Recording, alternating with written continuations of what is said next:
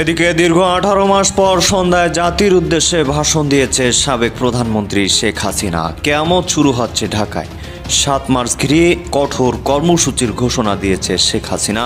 ঘুম হারাম তারেক রহমানের। এই ইন্ডেমনিটি প্রত্যাহার করে প্রত্যেকটা অগ্নিসন্ত্রাসকারী এই খুনিদের বিচার করতে হবে এবং এই মুহূর্তে আওয়ামী লীগের উপর থেকে ব্যান তুলে দিতে হবে, সমস্ত বন্দীদের মুক্তি দিতে হবে। আগামী 7 মার্চ এবং 17 মার্চ, 26 মার্চ। গতকাল আওয়ামী লীগ সভাপতি বঙ্গবন্ধু কন্যা শেখ হাসিনার সভাপতিত্বে দলের শীর্ষ নেতাদের মাঝে আরও একটি গুরুত্বপূর্ণ বৈঠক অনুষ্ঠিত হয়েছে। একটি নির্ভরশীল সূত্র বলছে, বৈঠক থেকে নেওয়া হয়েছে 8টি গুরুত্বপূর্ণ সিদ্ধান্ত। তবে 8 নম্বর সিদ্ধান্তটি আওয়ামী লীগের টার্নিং পয়েন্ট। মোটামুটি খেলা ফাইনাল, আওয়ামী লীগ চমক দেখিয়ে বাংলাদেশ। আসসালামু আলাইকুম দর্শক শ্রোতা, আশা করছি সবাই ভালো আছেন। আলহামদুলিল্লাহ আমি ভালো আছি। দর্শক শ্রোতা, এই মাত্র পাওয়া খবর, এবার দীর্ঘ 18 মাস পর জাতির উদ্দেশ্যে কঠিন ভাষণ দিলেন প্রধানমন্ত্রী শেখ হাসিনা। দর্শক শ্রোতা, এই দীর্ঘ 18 মাস পরে এটা কি ভাষণ দিলেন, যেটা শুনলে আপনি রীতিমতো অবাক হয়ে যাবেন। দর্শক, আজকের ভিডিওটি খুবই গুরুত্বপূর্ণ হতে যাচ্ছে, তাই ভিডিওটিকে না টেনে শেষ পর্যন্ত দৌড় সহকারে দেখে যাবেন, তাহলে মূলত ভিডিওর আসল রহস্যগুলো বুঝতে পারবেন এবং জানতে পারবেন। তো চলেন আপনাদেরকে এক এক করে সবগুলো ভিডিও বিস্তারিত দেখাই। তার আগে আপনাদের কাছে ছোট্ট একটা রিকোয়েস্ট, যারা আমাদের এই চ্যানেলে নতুন আসেন, এখনই চ্যানেল সাবস্ক্রাইব করে পাশে থাকা বেল আইকনটা বাজিয়ে দিন, তাহলে এরকম নতুন নতুন আপডেট ভিডিও দেখতে পারবেন। তো চলেন। খালেদা জিয়া, তাদের এত নাম শুনেছেন আপনারা, তাদের আমলটা একটু দেখেন, কারণ না দেখা পর্যন্ত তো আপনারা বুঝবেন না। যেমন ইনুস সম্পর্কে যখন আমি কিছু বলতাম তখন কেউ বিশ্বাস করতে চাইতো না। 2018 সাল থেকে সে চক্রান্ত করে যাচ্ছে। 2007 সালে নিজে দল করার চেষ্টা করেছে। 2011 সাল থেকে তার চেষ্টাই ছিল কিভাবে আমাকে ক্ষমতাচ্যুত করবে বা হত্যা করবে। 24-এ এসে পেরেছে। সে 11 সাল থেকে যেটা চেষ্টা 24-এ এসে করতে পারলো। তারপর যখন বেঁচে আছি, ইনশাল্লাহ একদিন বাংলাদেশে আসবো, বাংলাদেশের মানুষের জন্য ঠিকই আবার আমরা উন্নত জীবন দিতে পারবো, এ বিশ্বাস আমার আছে। ভোট একটা হলো, ভোটাররা ভোট না দিলেও 59% ভোট পড়ে গেছে। 3.5 ঘন্টা পরে 14% ভোট, আর তারপরে 59%। কাজে কি হারে চুরি! আওয়ামী লীগ আমলের ইলেকশন 14, 18, 24 নিয়ে প্রশ্ন যারা তোলে, তাদের কাছে আমার প্রশ্ন যে এই ইলেকশনটা কেমন হলো দেখলেন তো? ভোট কারচুপি কাকে বলে? আমাদেরকে বলা হতো দিনের ভোট রাতে, আর এখন আমরা কি দেখলাম? দিনের ভোট আগের দিনের সন্ধ্যা থেকে শুরু, এবং গুনতে গুনতে এত বেশি হয়ে গেল, আর এমন বেসামাল যে এখনো হ্যানা ভোট সংশোধন করে যাচ্ছে আর প্রজ্ঞাপন দিয়ে যাচ্ছে। এর থেকেই তো প্রমাণ হয় যে কিভাবে কারচুপিটা হয়েছে। যদিও বিদেশিদের এনে দেখালো, লাইন করানো হলো এবং খুব ভালো ইলেকশন, তাহলে ভোটটা আসলো কোত্থেকে? অপরাধীদের ইন্ডেমনিটি দিয়েছে। এই ইন্ডেমনিটি প্রত্যাহার করে প্রত্যেকটা অগ্নিসন্ত্রাসকারী এই খুনিদের বিচার করতে হবে এবং এই মুহূর্তে আওয়ামী লীগের উপর থেকে ব্যান তুলে দিতে হবে, সমস্ত বন্দীদের মুক্তি দিতে হবে। আগামী 7 মার্চ এবং 17 মার্চ, 26 মার্চ। 7ই মার্চ জাতির পিতার সেই ঐতিহাসিক ভাষণ, যে ভাষণ ইউনেস্কো কর্তৃক, জাতিসংঘ কর্তৃক বিশ্ব প্রামাণ্য দলিলে স্থান পেয়েছে, যে ভাষণ সারা বিশ্বের 2500 বছরের যত ভাষণ জনগণকে উদ্বুদ্ধ করা, তার মধ্যে সর্বশ্রেষ্ঠ ভাষণ 7ই মার্চের ভাষণ। 17 মার্চ জাতির পিতা বঙ্গবন্ধু শেখ মুজিবের জন্মদিন, আমরা শিশু দিবস হিসেবে উদযাপন করি। সেই শিশু দিবস হিসেবেই এটাকে উদযাপন করতে হবে, সেই উদ্যোগটা নিতে হবে। 26 মার্চ আমাদের স্বাধীনতা দিবস।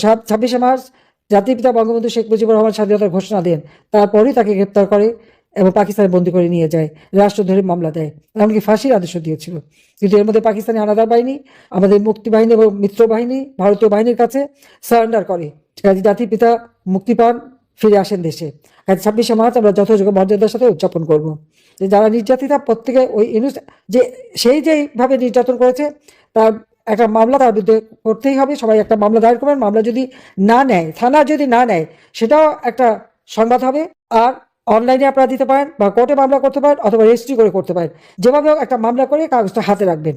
কারণ এই কারণে যে একটা হচ্ছে সেই অপরাধীদের শাস্তি দেওয়া, আর একটা হচ্ছে আল্লাহ একটা দিন দেবেই, আমরা যে সহযোগিতা করবো, সাহায্য দেবো, যাদের ঘর বাড়ি পুড়িয়েছে, যাদের এরকমভাবে ক্ষতিগ্রস্ত করেছে, তাদের প্রত্যেকে আমি বলবো যে সবাই একটা মামলা করে রাখেন। তাহলে যেটা দেখে আমরা সত্যিকার যারা ক্ষতিগ্রস্ত তাদেরকে সহযোগিতা করতে পারি। কারণ মামলা না করলে আমরা বুঝবো কি করে যে এ তো যে কেউ এসে বলবে যে আমি ক্ষতিগ্রস্ত। এই যে প্রত্যেকে একটা মামলা করে রাখবেন, যেভাবে মামলা দিতে হবে, দিয়ে আপনারা রেখে দেবেন। এখন যদি মামলা নাও চলে, ভবিষ্যতে কাজে লাগবে, সেটা আপনারা করবেন।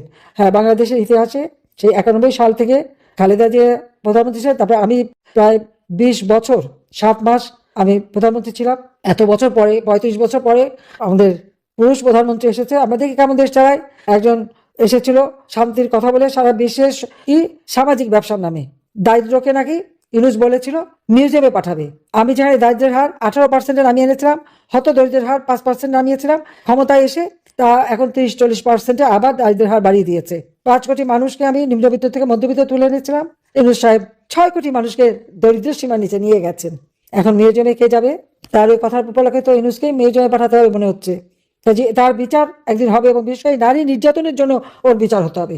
যে কত বড় ক্ষতি আমাদের নারী সমাজের জন্য করে গেল। আজকে সবচেয়ে দুঃখ লাগে যে ছাত্র ছাত্রী শিক্ষকদের অপমান করা, তাদের গায়ে হাত তোলা, তাদেরকে মারা, প্রধান নির্বাচন কমিশনকে ধরে তার গালে জুতা মারা, তাকে অপমান করা, প্রধান বিচারপতি তাকে হাত করা পরিয়ে জেলে নেওয়া, ভালো সুযোগ সৃষ্টি করে গেছে। এখন যারাই যে পদে যাবেন তাদেরকে সতর্ক থাকতে হবে, কখন কার উপরে হাত করা পড়ে, কখন কোন প্রধান বিচারপতি হাত করা পড়লো, আর কখন কার কোন নির্বাচন কমিশন এখন যারা ভোট চুরির অপরাধে ওই রাতের ভোট সন্ধ্যায় করায় তার গালেও যে জুতা পড়বে না, এই গ্যারান্টি কে দেবে? কে দেবে? সমাজে কোনো রেয়াজ তমিজ নাই, আদব কায়দা নাই, কোনো মান্যগণ্য নাই, আইনের শাসন নাই, বিচার নাই, ন্যায় বিচার নাই, স্বেচ্ছাচারিতা চলছে সম্পূর্ণ। এভাবে একটা দেশ চলতে পারে না। আমার ইজ্জত বাঁচাতে বা জীবনটা বাঁচাতে একটা ব্যবস্থা নিয়েছে, কিন্তু আমি তো ফিরে আসবোই ইনশাল্লাহ। আমার মৃত্যুদণ্ড দিয়েছে, আমি পড়া করি না, আমি আসবো, সময় হলে আসবো। তবে তার আগে এতদিন তারেক জিয়া, খালেদা জিয়া, তাদের এত নাম শুনেছেন আপনারা, তাদের আমলটা একটু দেখেন। কারণ না দেখা পর্যন্ত তো আপনারা বুঝবেন না। যেমন ইউনূস সম্পর্কে যখন আমি কিছু বলতাম তখন কেউ বিশ্বাস করতে চাইতো না। গতকাল আওয়ামী লীগ সভাপতি বঙ্গবন্ধু কন্যা শেখ হাসিনার সভাপতিত্বে দলের শীর্ষ নেতাদের মাঝে আরও একটি গুরুত্বপূর্ণ বৈঠক অনুষ্ঠিত হয়েছে। আপনি কি জানতে চান বৈঠকে কে কে উপস্থিত ছিলেন এবং কি কি আলোচনা হয়েছে? আপনি কি জানতে চান আওয়ামী লীগের বৈঠক থেকে গুরুত্বপূর্ণ কি কি সিদ্ধান্ত নেওয়া হয়েছে? তাহলে খানিকটা সময় আমাদের সঙ্গে কাটান। প্রায় 18 মাস ধরে দলের শীর্ষ নেতাদের সঙ্গে শেখ হাসিনার নিয়মিত বৈঠক হলেও গতকালের বৈঠকটি ছিল একেবারেই আলাদা। কেন আলাদা? আসছি সে কথায়। গতকালের বৈঠকটি হয়েছে ভার্চুয়ালি। বৈঠকে সভাপতিত্ব করেন আওয়ামী লীগ সভাপতি শেখ হাসিনা। বৈঠকে অংশগ্রহণ করেন ভারতে বসবাসকারী শীর্ষ নেতারা, যুক্ত হন অন্যান্য দেশ থেকে আরও অসংখ্য শীর্ষ নেতৃবৃন্দ, এবং বাংলাদেশ থেকে বৈঠকে অংশ নেন শীর্ষস্থানীয় কয়েক ডজন নেতৃবৃন্দ। বৈঠকটি চলে কয়েক ঘন্টা ব্যাপী। খোলামেলা আলোচনা করা হয় বৈঠকে, নেওয়া হয় নেতৃবৃন্দের মতামত, বাংলাদেশের বর্তমান পরিস্থিতি সম্বন্ধে ধারণা নেওয়া হয় স্থানীয় নেতৃবৃন্দের কাছ থেকে। সকলের মতামতের ভিত্তিতে নেওয়া হয়েছে বেশ কয়েকটি গুরুত্বপূর্ণ সিদ্ধান্ত। একটি নির্ভরশীল সূত্র বলছে বৈঠক থেকে নেওয়া হয়েছে 8টি গুরুত্বপূর্ণ সিদ্ধান্ত। তবে 8 নম্বর সিদ্ধান্তটি আওয়ামী লীগের টার্নিং পয়েন্ট। কেন টার্নিং পয়েন্ট? একটু অপেক্ষা করুন, আপনি নিজেই বুঝতে পারবেন। সিদ্ধান্ত 1, আওয়ামী লীগের শীর্ষ নেতাদের মধ্যে যারা বর্তমানে বিভিন্ন দেশে অবস্থান করছেন তাদের সকলকে মার্চের দ্বিতীয় সপ্তাহের মধ্যে দেশে ফিরে আসার সিদ্ধান্ত নেওয়া হয়েছে বৈঠকে। ফিরে আসার পর যদি কেউ গ্রেপ্তার হন সেটিকে আইনিভাবে মোকাবেলা করার প্রস্তুতি নেওয়ারও সিদ্ধান্ত চূড়ান্ত করা হয়েছে। সিদ্ধান্ত 2, দেশের 8 বিভাগের আওয়ামী লীগ, যুবলীগ, ছাত্রলীগ সহ সকল কমিটির প্রতিটি অফিস খুলে রাজনৈতিক কর্মকাণ্ড শুরু করার সিদ্ধান্ত নেওয়া হয়েছে বৈঠকে, এবং সেটি মার্চের দ্বিতীয় সপ্তাহের মধ্যে। সিদ্ধান্ত 3, আওয়ামী লীগ নেতাদের বিরুদ্ধে মিথ্যা এবং উদ্দেশ্য প্রণোদিত মামলাগুলো আইনিভাবে মোকাবেলা করার জন্য চৌকস, অভিজ্ঞ এবং সিনিয়র আইনজীবীদের সমন্বয়ে একটি টিম গঠন করার সিদ্ধান্ত নেওয়া হয়েছে। সিদ্ধান্ত 4, সাংগঠনিক তৎপরতা বাড়াতে কারাগারে বন্দী নেতাদের মধ্য থেকে প্রথম সারির অন্তত কয়েক ডজন নেতাকে মার্চের দ্বিতীয় সপ্তাহের মধ্যে জামিনে মুক্ত করা এবং পর্যায়ক্রমে সকল নেতাকর্মীদেরকে বন্দী জীবন থেকে আইনের মাধ্যমে জামিন করার সিদ্ধান্ত নেওয়া হয়েছে উক্ত বৈঠক থেকে। সিদ্ধান্ত 5, বাংলাদেশে সর্বত্র 7ই মার্চ পালন করা, 17 মার্চ জাতির পিতা বঙ্গবন্ধু শেখ মুজিবের জন্মদিন পালন করা এবং 26 মার্চ মহান স্বাধীনতা দিবস উদযাপন করার সিদ্ধান্ত নেওয়া হয়েছে বৈঠক থেকে। সিদ্ধান্ত 6, জেলা পর্যায়ের সকল নেতাকর্মীদের স্থানীয় সরকার নির্বাচনে অংশগ্রহণ করার জন্য ব্যাপক প্রস্তুতি নেওয়ার সিদ্ধান্ত চূড়ান্ত করা হয়েছে উক্ত বৈঠক থেকে। সিদ্ধান্ত 7, আপাতত ঢাকায় সাংগঠনিক তৎপরতা জোরদার করতে বাংলাদেশে থাকা 3 জন নেতাকে দায়িত্ব দেওয়ার ব্যাপারে সিদ্ধান্ত চূড়ান্ত করা হয়েছে। সঙ্গত কারণেই তাদের নাম উল্লেখ করতে চাননি সূত্রটি। এখন প্রশ্ন হচ্ছে, সকল সিদ্ধান্তই কেন মার্চকে কেন্দ্র করে নেওয়া হয়েছে? 3টি কারণে। কারণ 1, তারেক রহমানকে দেশে ফিরিয়ে এনে প্রধানমন্ত্রী বানাতে 10টি শর্ত দিয়েছিল ভারত। তাদের মধ্যে 1 নম্বর শর্ত ছিল শেখ হাসিনার মিথ্যা মামলা প্রত্যাহার করা, অবৈধ কোর্ট বাতিল করা এবং অবৈধ কোর্টের রায় বাতিল করা। দ্বিতীয় শর্ত ছিল আওয়ামী লীগের কার্যক্রমের উপর নিষেধাজ্ঞা প্রত্যাহার করা। এরকম আরও 8টি শর্ত মেনেই তারেক রহমান প্রধানমন্ত্রী হয়েছেন। কারণ 2, তারেক রহমানকে প্রধানমন্ত্রী বানানোর সকল প্রক্রিয়ায় ভারতের সাথে একমত পোষণ করেছিল আমেরিকা।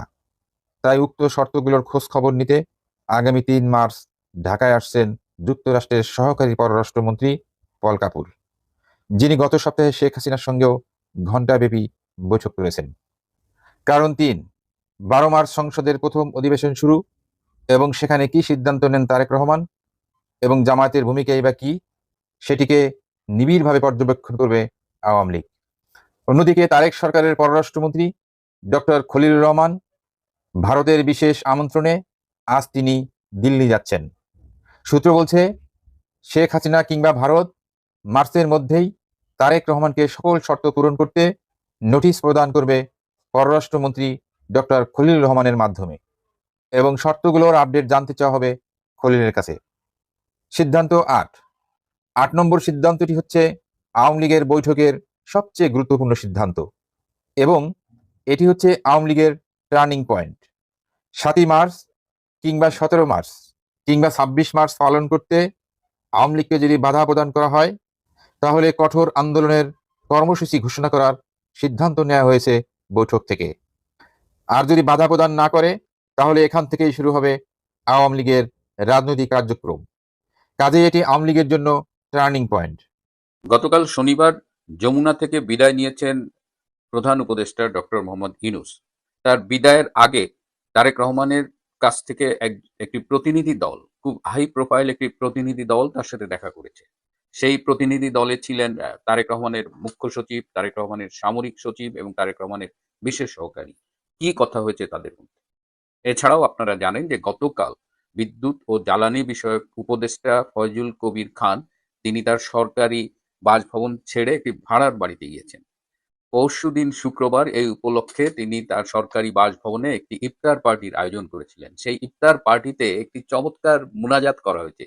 সেই মুনাজাতের কথাটা আপনাদের সাথে শেয়ার না করে পারছি না। পত্রিকায় অলরেডি খবর বেরিয়েছে যে উপদেষ্টারা সরকারি বাসভবন ছাড়তে গড়িমসি করছেন। আসিফ নজরুল তো বলেই দিয়েছেন যে এই বাড়িটার জন্য তার অনেক মায়া জন্মেছে, তিনি সেখানে ছাগল পর্যন্ত পালন করেছেন। আবার তার একটি ছাগল ডারবি নাসিররা রাতের আধারে চুরি করে জবাই করে খেয়েছে। এরকম নানামুখী ঘটনা এবং মিডিয়ায় যেটা দেখছি যে উপদেষ্টারা এখন পাবলিকদের এড়িয়ে চলছেন। তারাও এই পাবলিকদের যে প্রেশার, মবের ভয়ে আছেন। এর মধ্যেই এই ফাজুল কবির খান তিনি ভাড়া বাড়িতে যাওয়ার সিদ্ধান্ত নিয়েছেন এবং এই উপলক্ষে তিনি একটি ইফতার পার্টির আয়োজন করেছিলেন। সেখানে সাবেক উপদেষ্টারা এসেছিলেন, সেখানে ডক্টর ইউনূসের প্রেস সচিব ডাস্টবিন শফিক ছিলেন, সেখানে দুদকের চেয়ারম্যান ডক্টর মোমেন ছিলেন। সেখানে একটা ভালোই মিলন মেলা হয়েছে। তো সেইখানে ফয়জুল কবির খান একটি মোনাজাতের আয়োজন করেছেন। সেই মোনাজাতটা শোনার পর থেকে আমি মনে যে আপনাদের সাথে শেয়ার না করা পর্যন্ত আসলে আমি স্বস্তি বোধ করছিলাম না। সেই মোনাজাতে প্রায় 10টা পয়েন্ট তারা আল্লাহর কাছে উপস্থাপন করেছেন, আল্লাহর কাছে চেয়েছেন। এটা দোষের কিছু না। রমজান পবিত্র মাস, এখানে হাত তুলে আল্লাহর কাছে চাওয়াই যায়। তো তাদের 4-5টা পয়েন্ট আমি পেয়েছি। তো প্রথম টা একটু বলি। হে আল্লাহ, তুমি বর্তমানে জামাত এবং বিএনপির মধ্যে যে দূরত্ব রচিত হয়েছে সেই দূরত্ব তুমি ঘুচায় দাও। এই দুইটি দল একই মায়ের পেটে দুই ভাইয়ের মতো, তুমি তাদের মধ্যে সকল মনোমালিন্য ঘুচায় দাও। আরো বলেছেন, হে আল্লাহ, আমাদের চিফ অ্যাডভাইজার ডক্টর ইউনূস সাহেব গত 18 মাস অনেক কষ্ট করেছেন। তিনি অনেক কষ্ট করে দেশটা চালিয়েছেন, সরকার চালিয়েছেন। যে কারণ সমূহের জন্য তিনি ব্যর্থ হয়েছে, সেই ব্যর্থতার দায়ভার থেকে। তো প্রিয় দর্শক শ্রোতা, আপনারা তো ভিডিও দেখতে দেখতে ভিডিও শেষ পর্যন্ত চলে আসেন। অবশ্যই আপনাদের মতামত কমেন্ট বক্সে জানাতে ভুলবেন না। আর নতুন নতুন আপডেট ভিডিও পেতে অবশ্যই আমাদের চ্যানেল এখন সাবস্ক্রাইব করে দিন। তো আপনাদের সাথে আবারও দেখা হচ্ছে পরবর্তী এক ভিডিওতে।